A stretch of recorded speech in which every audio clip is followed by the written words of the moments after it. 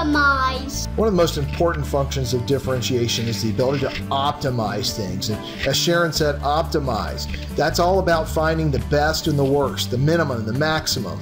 And it's very critical on functions. Welcome to the data-driven world. Here in the 21st century, it's all about analyzing trends, patterns, predictions, trying to find the best way of doing things. Businesses are using optimization to find out places where they can maximize profit, minimize cost.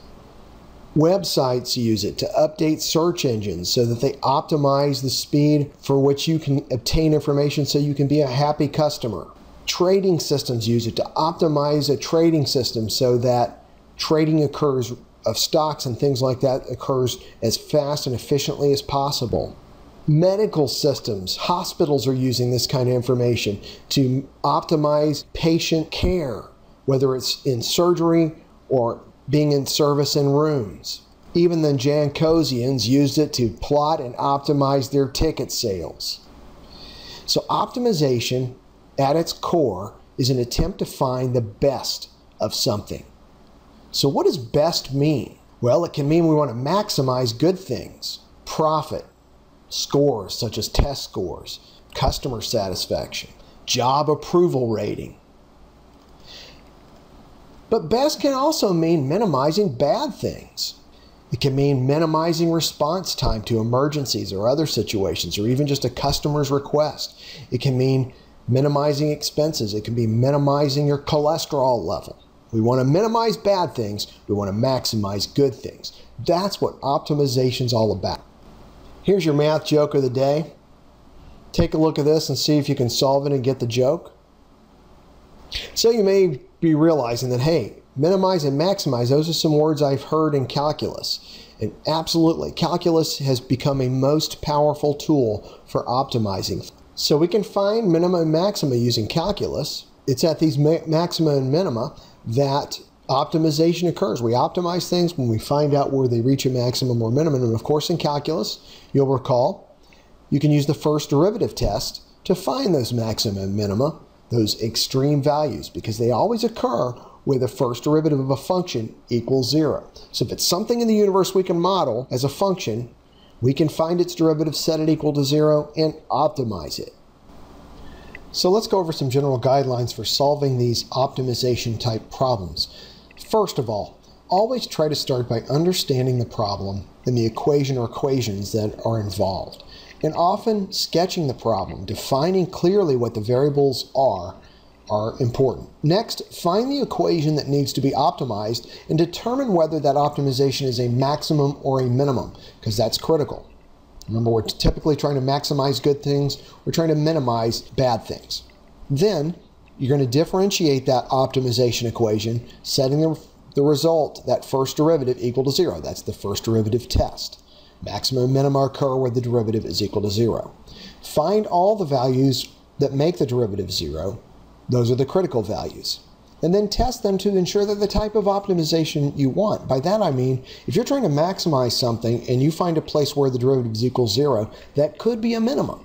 So test it. There's two ways to test that. One is by using the second derivative. If it's easy to take the second derivative, test it to find out whether it's a minimum or a maximum, whether it's concave down, making it a maximum, or concave up, making it a minimum. If the second derivative test is not easy to do, then use the first derivative in points on either side of the critical value to see what the trend is. You know, if it's negative slope, then positive slope, that's a minimum. If it's positive slope, then negative slope, that's a maximum. So all those together are kind of the process for solving optimization problems. Let's go ahead and try one. So here's a typical optimization problem. You're going to build a rectangular pen for your farm animals with 3 parallel partitions using 500 feet of fencing. What dimensions are going to maximize the total area of the pen? I've got a rectangular pen. I'm using 3 parallel partitions to break it up. So let's define some variables here. Let's let x be the horizontal distance from one end of the pen to the other, and y be the other distance. So what equations do we need here? Well, we've got 500 feet of fencing, and that 500 feet, when we use it in here, is going to be a perimeter problem. So one of the equations has got to involve the perimeter. So the way I've drawn it here, and it's as if we're looking at the pin from above. I need 2 X lengths of fencing and then 1, 2, 3, 4, 5 Y lengths of fencing. So my perimeter, the total amount of fencing I need, is equal to 2X plus 5Y. But that's actually not what I'm trying to maximize here. I'm trying to maximize the total area of the pin using that 500 feet of fencing. So speaking of 500, that's where the 500 comes in. The perimeter, 2X plus 5Y, has got to equal 500. And now let's look at the area. Well, it's a rectangle, so what's the area of a rectangle? It's base times height. And in this case, the base is X and the height is Y. So the area is equal to X times Y. And indeed, that is what we're trying to maximize here, the area. Now here in one variable calculus, we're going to try to get that area formula that we're trying to maximize into one variable. Well, how can we do that? Well, the key lies in the other equation. We know that 2X plus 5Y has to equal 500 because we're limited in the amount of fencing we have. So how could we get this perimeter equation and isolate it so that we can solve for Y in terms of X? Let's do that by taking 2X and subtracting it from both sides. Our result, that 5Y equals negative 2X plus 500. Now let's divide it by 5. The result, Y equals negative 2/5 X plus 100. We can now use that and put it into the area equation to create a function that only involves X. By substituting everywhere we see a Y in the area equation, putting in negative 2/5 X plus 100. After we make that substitution, we now see area as a function only of X. It becomes X times negative 2/5 X plus 100. And distributing it out to make the calculus easier becomes negative 2/5 X squared plus 100X. That's the area function. The derivative of that we want to find and set it equal to 0 to find some sort of extreme value, and we want the maximum. The derivative of A with respect to X is equal to negative 4/5 X plus 100.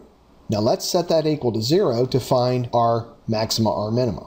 So if we set negative 4/5 X plus 100 equal to 0, and we move the 4/5 X to the other side by addition, and when we multiply both sides by 5/4, we get X equals 5/4 times 100, or 125 feet.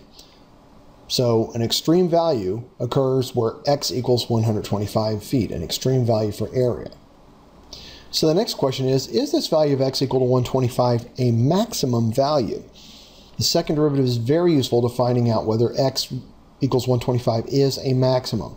If we look at the first derivative and we take the derivative of that, we get the second derivative of area with respect to X, which is just negative 4/5. And that means the function is concave down throughout its entirety, meaning that X equals 125 is a maximum value and is what we want. And we're not quite finished yet. If X equals 125, we do need to find that value of Y, that's the width of the pin, to make it a maximum area. And to do that, we're going to take that value of X equals 125 and plug it in to our perimeter equation where we've already nicely solved it for Y. And that gives us a value of negative 2/5 times 125 plus 100, or Y equals 50 feet. So as it turns out, we maximize this rectangular pin with 3 partitions in it, with a X value of 125 feet and a Y value of 50 feet. So if we plot the area as a function of X, that negative 2/5 X squared plus 100X on a graph, we would find that there is a maximum area at X equals 125. And in fact, the area is a little over 6,000 square feet. And that's the most area you're going to get in that situation. So visually, it works out. And you can see visually that it's concave down throughout the entire graph, and that X equals 125 is indeed a maximum because the slope of the area function is 0 at that point. So let's look at another optimization problem. 50 apple trees in an orchard, each tree produces 800 apples, but if we add additional trees to the orchard, the tree output drops by 10 apples per tree. How many trees do we need to add to the existing orchard in order to maximize the total output of trees? So let's start by figuring out what we know about this problem. There are 50 trees. We know that if we plant additional trees above the 50, we're going to lose 10 apples per tree. And starting off with, we have 800 apples per tree, but that decreases as we add additional trees. So what are we trying to do here? We're trying to maximize output. get the most apples out of the orchard that we can. We're going to find the number of trees in addition to 50 that do that. So how do we turn output into an equation? Well, output is the number of trees times the output per tree. So if A of t is the output of the orchard as a function of the number of trees above 50, then A of t, the number of apples, is equal to the number of trees, which is 50 plus t, so t is the number of trees above 50, times the output per tree, which starts at 800 but drops by 10, times the amount of trees above 50. So A of t equals 50 plus t times 800 minus 10t. If we distribute that out, we get 40,000 minus 500t plus 800t minus 10t squared is your function. And by combining the like terms, we get 40,000 plus 300x minus 10x squared. So we have the function we're trying to maximize. We know and we can combine the like terms there to get A of t equals 40,000 plus 300t minus 10t squared. And we know the maximum occurs where the first derivative is equal to 0. So if we take the derivative of this polynomial equation for output, we get A prime of t equals 300 minus 20t to the first power. And we're going to set that equal to 0 because it's where the first derivative is equal to 0 that's important. And when we do set that equal to 0, we get that 20, and we move the 20t to the other side. We get 20t equals 300, divide by 20. If we divide by 20, then we get t equals 300 divided by 20, and that equals 15. So that tells us that 15 additional trees is an extreme value, but is it a maximum or a minimum? Again, we're going to use the second derivative because it's very easy to do here to test that out for us. So if we take the first derivative, A prime of t equals 300 minus 20t, and we take its derivative, we get the second derivative, and that is going to be negative 20, meaning the function is concave down throughout its domain, meaning that that value is a maximum. So we can conclusively say, because of the second derivative test, that 15 additional trees is a maximum, meaning that if our orchard has 65 trees, we're going to produce the most apples. And if we took that 15 additional trees and plugged it into our original function, we would find that A of 15 is 65 times 650. A of 15 would equal 42,250 apples, which is the most amount of apples you can get out of this orchard. So that's an introduction into optimization, the process by which we find maximum or minimum values that optimize a situation. And we use the first and second derivative tests to help us find those values.